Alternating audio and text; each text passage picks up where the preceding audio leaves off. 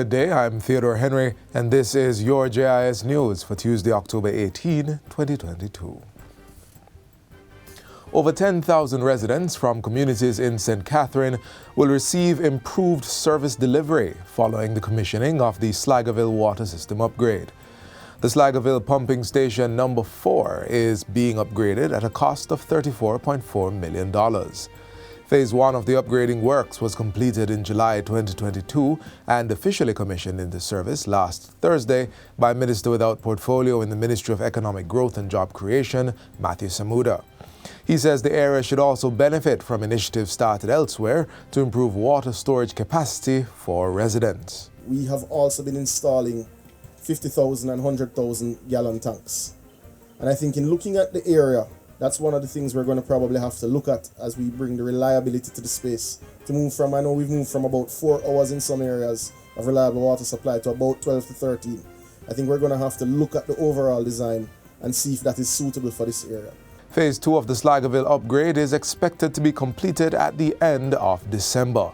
It will provide more than 14 hours of service to the communities of Pleasant Farm, Keith Hall, Top Jackson, Top Kensington, Bottom Kensington, Stanberry Grove, Sligerville Main Road, and James Mountain. Government has so far built and delivered 100 units under the new social housing program, NSHP. This following the delivery of 2 units in St. Catherine. Prime Minister Andrew Holness, who visited the parish for the handing over ceremony recently, says it's an important part of the process to build organized communities across the island. Whatever we are going to do with land, it must be done in a formal way.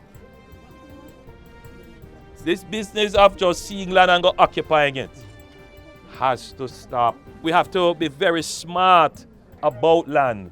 And if people build in ways that are not structured, it makes it very difficult for the government to provide for you and provide the necessary services that you need.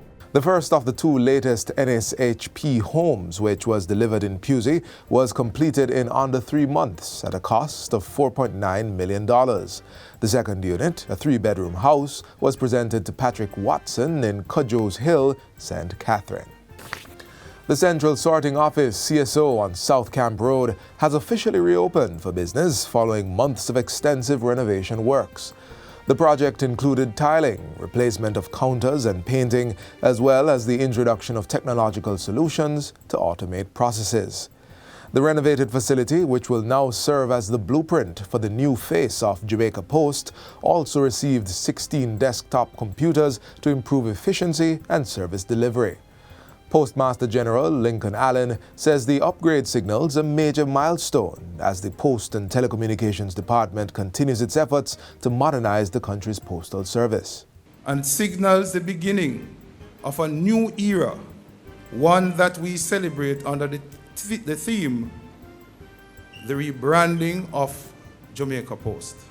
Therefore, the PTD fully appreciates that the postal service, whether locally or globally, is in a constant state of flux. It continues to change. It's very dynamic.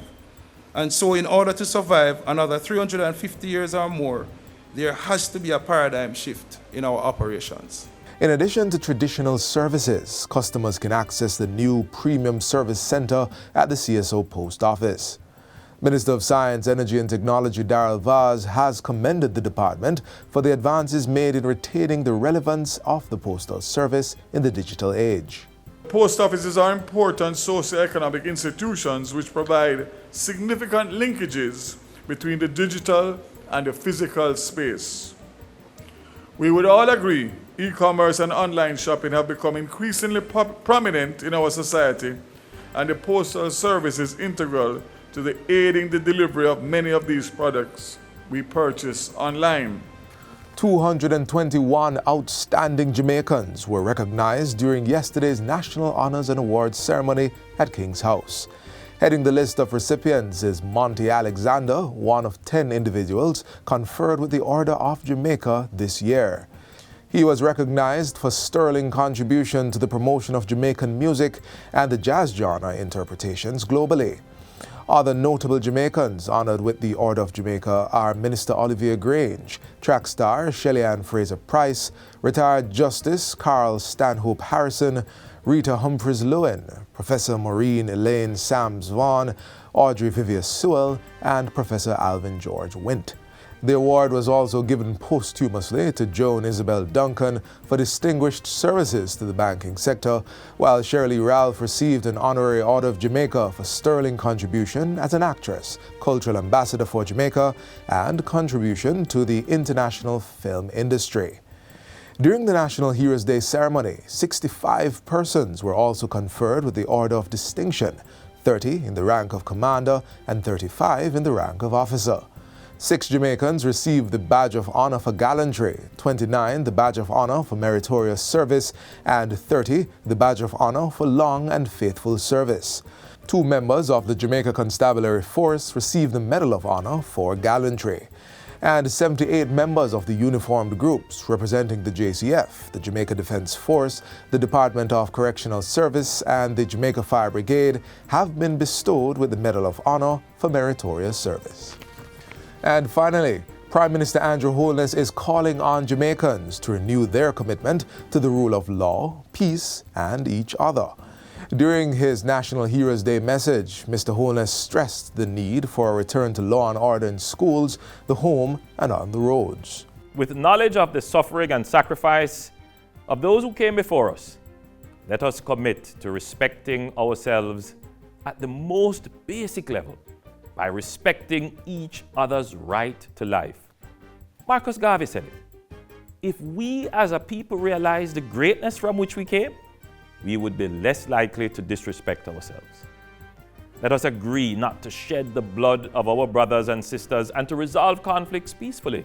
National Heroes Day was observed under the theme, Reigniting a Nation for Greatness. And that's it for JIS News Today. I'm Theodore Henry. Thanks for watching.